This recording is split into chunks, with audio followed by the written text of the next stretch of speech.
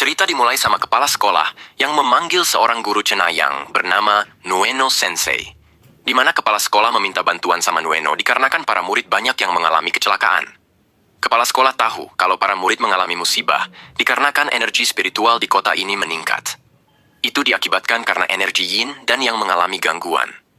Akibatnya gelombang yang kacau dari energi di kota ini menarik energi spiritual dan menciptakan medan magnet spiritual. Kepala sekolah tahu betul kemampuan Nueno dalam menghadapi hal gaib semacam ini, makanya dia dipanggil.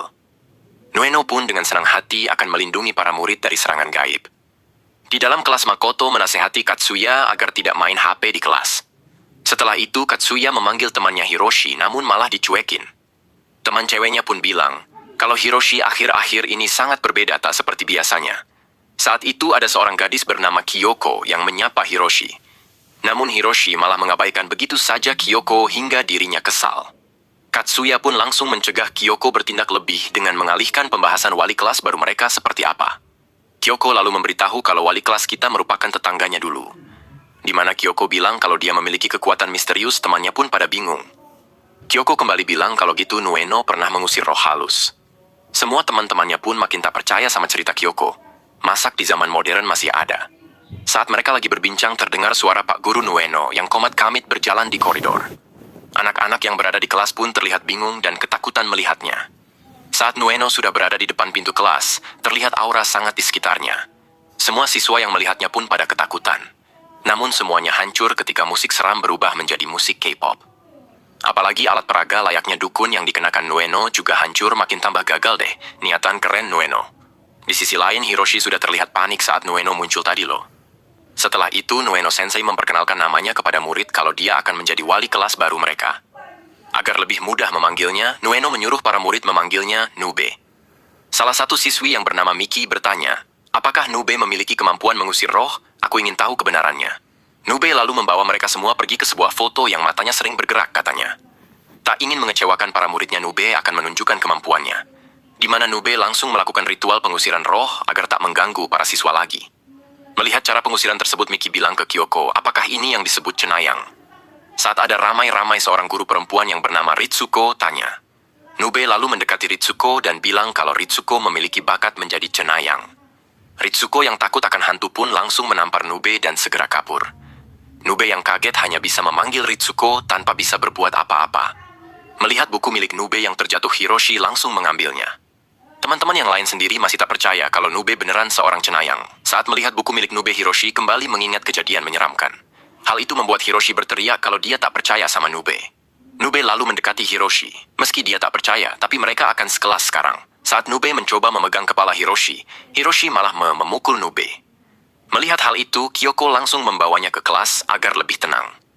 Melihat tingkah Hiroshi tadi, membuat semua teman-temannya pada berpikir buruk.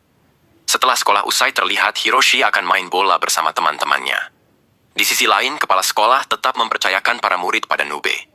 Ketika Hiroshi sedang latihan bola, dia merasa teman-temannya pada mengejeknya. Hiroshi lalu memukul salah satu temannya hingga membuat semuanya marah padanya. Nube sendiri bilang kepada kepala sekolah kalau dia akan mulai pendekatan dulu ke murid-murid. Sebab Nube tak bisa asal melakukan pengusiran dikarenakan ada juga yokai yang baik. Nube berjanji pada kepala sekolah kalau dia akan menjaga murid-muridnya. Setelah pulang dari sekolah, Hiroshi langsung menjenguk ayahnya yang lagi dirawat di rumah sakit. Ayahnya bertanya meminta maaf karena tak bisa lihat Hiroshi bermain sepak bola. Hiroshi pun terlihat sedih karena kejadian tadi, tapi tidak memberitahu ayahnya. Di sisi lain, Miki memberitahu Kyoko kalau Hiroshi sekarang telah dikeluarkan dari tim inti sepak bola karena kejadian tadi sore. Saat Kyoko melihat Hiroshi berjalan sendirian, Kyoko berusaha menyapanya. Namun Kyoko langsung terdiam saat melihat sosok aneh di tubuhnya Hiroshi. Pada keesokan harinya, Kyoko mendatangi Pak Nube untuk cerita tentang Hiroshi. Kyoko bilang kalau sekarang ini Hiroshi sangat berbeda dan mudah marah. Padahal dulu Hiroshi orangnya bodoh namun hatinya sangat baik. Pak Nube akan bicara pada Hiroshi nanti, jadi Kyoko tenang saja. Sebelum masuk kelas, terlihat Hiroshi bercermin di toilet sambil berdoa agar dia tak marah lagi. Saat itu Pak Nube muncul dan bertanya kenapa Hiroshi sekarang mudah marah. Pak Nube lalu menyodorkan bola ajaib miliknya ke wajah Hiroshi untuk melihatnya sendiri. Tapi Hiroshi malah marah dan langsung melempar bola tersebut ke jidat Pak Nube. Ketika berada di kelas, Pak Nube akan memberitahu cara mengoperasikan tablet. Karena Hiroshi terus melamun, Pak Nube berusaha bertanya apakah Hiroshi tahu caranya. Namun Namun Hiroshi malah terlihat marah hingga membuat Pak Nube kabur darinya. Saat Hiroshi mencoba mengoperasikan tablet, dia ketakutan karena melihat ada mata yang banyak. Di sini Miki mengejek malah Hiroshi. Masak di zaman modern masih ada yang tidak bisa menggunakan tablet. Mendengar ejekan tersebut membuat Hiroshi sangat marah dan menyuruhnya diam. Kyoko yang berada di dekatnya berusaha menenangkan Hiroshi, tapi malah didorong. Akibat tindakan Hiroshi tadi membuat Kyoko tak sadarkan diri karena kepalanya berdarah. Hiroshi pun kembali merasa bersalah. Kenapa dia selalu saja berbuat kasar? Singkat cerita, Pak Nube dan Hiroshi mengantar Kyoko ke rumah sakit buat dirawat. Alhamdulillah, Kyoko tak mengalami cedera berat di kepalanya. Di sini Hiroshi langsung meminta maaf kepada Kyoko karena telah melukainya. Pak Nube lalu meminta maaf kepada Hiroshi karena ini semua akibat kesalahannya. Di sini Pak Nube meminta waktu berduaan sama Hiroshi kepada Kyoko. Ketika Pak Nube membawa pergi Hiroshi, terlihat dokter di rumah sakit melihatnya dari atas. Dalam perjalanan mereka mendengar suara tangisan seorang bayi. Pak Nube lalu mendekati bayi tersebut dan memutarkan jarinya ke telapak tangan bayi tadi. Sambil memutar-mutar, Pak Nube juga membacakan mantra pengusiran yokai. Di sini Kyoko yang mengikuti mereka merasa bingung apa yang dilakukan Pak Nube. Hiroshi sendiri yang mendengar jampi-jampi Pak Nube terlihat khawatir. Pak Nube sendiri terus membacakan mantranya berulang-ulang. Hingga pada akhirnya Pak Nube berhasil menarik sesuatu dari telapak tangan anak bayi tersebut. Melihat anaknya sudah tidak menangis lagi, ibunya mengucapkan terima kasih. Kemudian Pak Nube menunjukkan hewan tersebut kepada Hiroshi. Hiroshi pun tanya apa itu. Pak Nube bilang kalau ini adalah cacing tantrum. Sebenarnya cacing ini tak berbahaya bagi manusia, namun manusia yang dirasuki akan mudah emosi. Namun ada kasus langkah di mana cacing ini berevolusi menjadi serangan berkaki 99. Pak Nube yakin pasti di dalam tubuh Hiroshi ada monster, biar Pak Nube usir.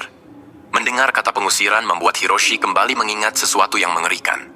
Melihat ekspresi Hiroshi yang aneh, Pak Nube melihatnya pakai bola ajaib dan ternyata beneran ada monster. Hiroshi yang tak mau diganggu langsung memukul tubuh Pak Nube hingga terlempar. Melihat kejadian tersebut, Kyoko yang berada di belakang sampai kaget. Apalagi Hiroshi sekarang lari entah kemana.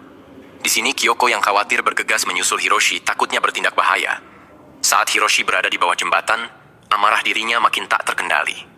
Ternyata yang mengakibatkan ayahnya sampai dirawat di rumah sakit adalah Hiroshi itu sendiri. Meski begitu, ayahnya tak menyalahkan Hiroshi karena dia sangat menyayanginya. Hiroshi tahu betul saat dirinya marah, dia tak mengingat apapun. Kyoko yang mengejar Hiroshi akhirnya berhasil menemukannya juga. Betapa terkejutnya Kyoko saat melihat banyak sekali mata yang keluar dari tubuh Hiroshi. Di sini Hiroshi bilang kepada Kyoko kenapa dia tak menjauh darinya, padahal sudah diperingati sebelumnya. Kyoko yang ketakutan langsung bergegas untuk kabur dari kejaran Hiroshi. Namun Hiroshi yang sudah dikendalikan sama monster berhasil menjatuhkan Kyoko. Tak sampai di situ saja, Kyoko juga diserang sama monster yang merasuki tubuh Hiroshi. Saat nyawa Kyoko dalam bahaya, tiba-tiba muncul kertas jimat yang mengitari tubuh Hiroshi. Ternyata itu semua adalah ulah Pak Guru Nube yang akan menyelamatkan Hiroshi. Saat Pak Nube mendekati tubuh Hiroshi, Hiroshi pasrah jika harus disucikan dan menghilang. Namun Pak Guru bilang kalau Hiroshi bakalan baik-baik saja, jadi tak perlu khawatir.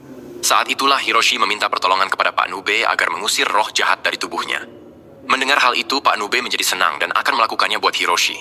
Di sini Pak Nube langsung membuka segel tangan iblis yang ada di tangan kirinya. Terlihat sekarang tangan Pak Nube sudah tidak berbentuk layaknya manusia. Kemudian Pak Nube langsung memukul perut Hiroshi hingga monster yang ada di dalam keluar. Setelah monsternya keluar, terlihat Hiroshi ketakutan melihat perubahan Pak Nube. Terlihat jelas tubuh yokai yang merasuki tubuh Hiroshi kayak lintah darat. Pak Nube yang melihatnya pun tak menyangka kalau cacing tersebut sudah sebesar ini. Pak Nube yang tak ingin membunuh yokai itu menyuruhnya segera pergi. Namun yokai ini menolak dan tetap akan merasuki Hiroshi sebagai wadahnya. Melihat Hiroshi kembali dalam bahaya, Pak Nube mengorbankan dirinya untuk dimakan. Hiroshi yang melihatnya pun khawatir sama keselamatan dari Pak Nube. Saat itu tubuh yokai tersebut tiba-tiba hancur karena serangan tangan iblis Pak Nube. Berkat kemampuan Pak Nube, akhirnya yokai tadi berhasil dimusnahkan selama-lamanya. Setelah menyelesaikan tugasnya, Pak Nube bertanya apakah mereka berdua baik-baik saja. Di sini Hiroshi meminta maaf karena selama ini selalu bertindak buruk. Pak Nube lalu bilang, sudah sewajarnya dia menolong muridnya, apalagi murid kesayangannya.